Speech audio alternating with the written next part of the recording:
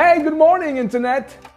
Alors, comment est-ce qu'on fait pour avoir de véritables relations d'interdépendance affective? Alors, les relations d'interdépendance, normalement, on sait à peu près ce que c'est. On va peut-être préciser sur la fin de la vidéo, mais là, on doit parler surtout du côté affectif. Parce que le côté affectif, c'est quoi? L'ajout du pouvoir qu'est l'amour. L'amour est un pouvoir. L'amour n'est pas bon ou mauvais, l'amour est un pouvoir. Et tous les pouvoirs sont ce qu'on en fait. C'est-à-dire que l'amour fait qu'une relation puisse être tellement intense que les gens se promettent d'être ensemble toute la vie, ils se marient, ils se promettent tout. Et c'est ce même amour qui malheureusement fait qu'ils peuvent arriver à se détester, se faire du mal et vouloir vraiment en arriver à des... Bon, n'en parlons même pas. Parce qu'on ne nous apprend pas à aimer. Et c'est pour ça qu'on doit parler aujourd'hui du travail du docteur Guy Chapman qui dit qu'il y a 5 langages en matière d'amour. Premier langage de l'amour, ce sont les mots.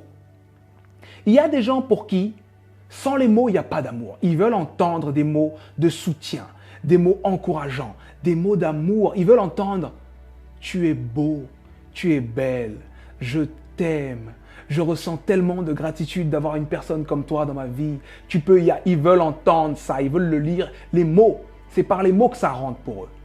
Le deuxième langage de l'amour, ce sont les instants vécus. Et quand je dis instants vécus, ce sont les instants précieux, les instants spéciaux. Les instants pendant lesquels pas de téléphone, pas de télé, pas d'internet, pas de je sais pas qui, pas de... Tu sais quoi? Pas de monde. Il y a juste toi et moi.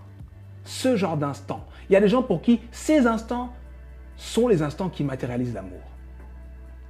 Le troisième type de langage, du moins le troisième langage, c'est le langage des cadeaux. Il y a des gens qui ont besoin de voir quelque chose de palpable pour se rappeler que quand tu n'étais pas avec eux, tu as pensé à eux et tu leur as fait ce cadeau. Et du coup, ils peuvent le porter, ils peuvent l'accrocher au mur. Mais en tout cas, cet objet, cette chose matérielle qu'ils peuvent toucher, qui est palpable, leur rappelle ton intention de leur prouver ton amour. Le quatrième langage, c'est le langage des services rendus. D'accord? On a tous un fardeau, hein, en tant qu'individu, on a tous des choses à faire, des choses qui nous rendent plus lourds. Et venir alléger une personne, venir aider une personne à gérer toutes ces choses, ça peut être veiller à ce que les factures soient payées, réparer la voiture, réparer la plomberie, amener les enfants à l'école. Bref, ce sont des choses qui aident à la vie courante, qui aident à vivre une vie en ordre. Et pour beaucoup de gens, l'amour c'est ça. Pour beaucoup de gens, il faut apporter ça pour aimer. Et le dernier langage de l'amour, hein, c'est celui que... Hein, c'est le langage du toucher. Il y a des gens pour qui s'il n'y a pas de contact physique, il n'y a pas d'amour. Il faut ce bras autour du cou, il faut cette main sur la taille, il faut ces câlins, ces bisous, ces papouilles. Il faut le contact physique. Parce que le contact physique est un langage de l'amour et est le langage le plus important pour beaucoup de gens. Alors, maintenant qu'on connaît ces 5 langages de l'amour, je veux que tu te poses la question, dans ta vie actuelle, dans les relations les plus importantes pour toi, qu'est-ce qui te manque le plus? Si tu arrives à mettre le doigt sur ce qui te manque le plus dans tes relations les plus importantes, tu sauras quel langage tu comprends. Parce qu'on ne comprend pas forcément le langage qu'on parle. Comprendre, c'est savoir ce qu'on veut recevoir. Parler, c'est savoir ce qu'on donne naturellement. Donc, pose-toi également la question, qu'est-ce que je donne naturellement? Qu'est-ce qui ne nécessite pour moi aucun effort pour matérialiser mon amour pour une personne? Il y en a pour qui c'est les mots. Il y en a pour qui ça va être la vie courante, justement. Je suis là pour toi, donc tu sais que je t'aime parce que je suis là pour toi. Quand tu as eu ta galère, c'est moi qui suis venu te chercher. Bref, il y a différents types de personnes, donc différents types de langage. Le plus important, c'est comprendre toi en tant que personne indépendante, parce que tu le sais, il faut être indépendante. Tu n'as pas vu la vidéo sur le devoir d'indépendance, clique ici. Donc, il faut que toi, tu saches les différents langages que tu es capable de parler et les différents langages que tu es capable de comprendre. Ce qui fait que si tu es au stade où tu n'es pas encore en relation avec quelqu'un, en tant que personne indépendante, tu choisiras des gens qui seront adaptés au langage que toi tu maîtrises. Et si tu es déjà en relation avec quelqu'un, tu amélioreras ta communication.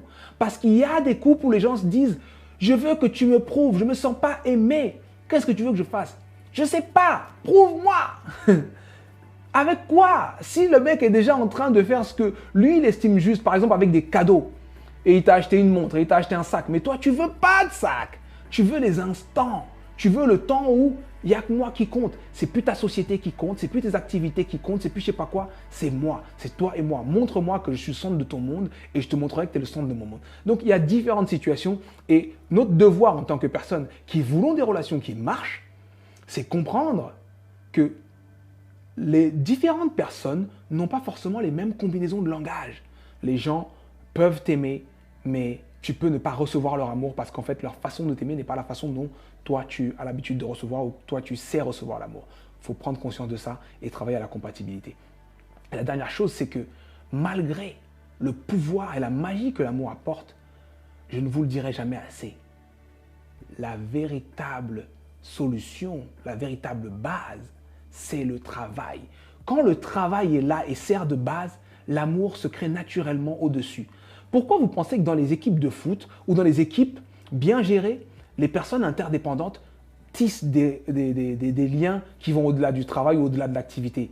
Parce que l'interdépendance a déjà véritablement été créée. Et vous savez ce qu'il a créé, l'interdépendance?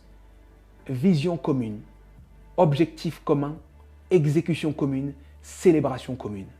Quand tu fais ça, vous êtes interdépendant. Tu vois, on s'en fout de savoir qui apporte plus que l'autre parce qu'avec l'autre, il y a quelque chose en plus. Tu vois, par exemple, deux yeux. Celui-là, il a -6, celui-là, il a 10. Ok, comme ça, je vois bien. Ok, je vois mieux que comme ça. Mais avec les deux, je vois plus que simplement comme ça. Tu captes le truc? L'interdépendance, c'est aussi ça. Comprendre que ensemble, on peut faire quelque chose de plus grand. Et le travail doit être fait dans ce sens-là. Ça va rendre votre relation solide. Et cette relation solide est la base sur laquelle vous construisez un amour qui est pur, qui est bon, et que vous saurez parfaitement rendre compatible avec les 5 langages de l'amour de Gary Chapman. J'espère que cette vidéo vous a plu. C'est une vidéo de Sudei, donc il y a toujours une règle. Et je te le dis à toi particulièrement. Quand une vidéo de Sudei te plaît, qu'elle t'inspire, qu'elle t'apprend quelque chose, qu'elle te stimule, en tout cas que tu l'as regardée jusqu'à cet instant-ci, tu te dois de la partager. C'est ta seule façon de me remercier.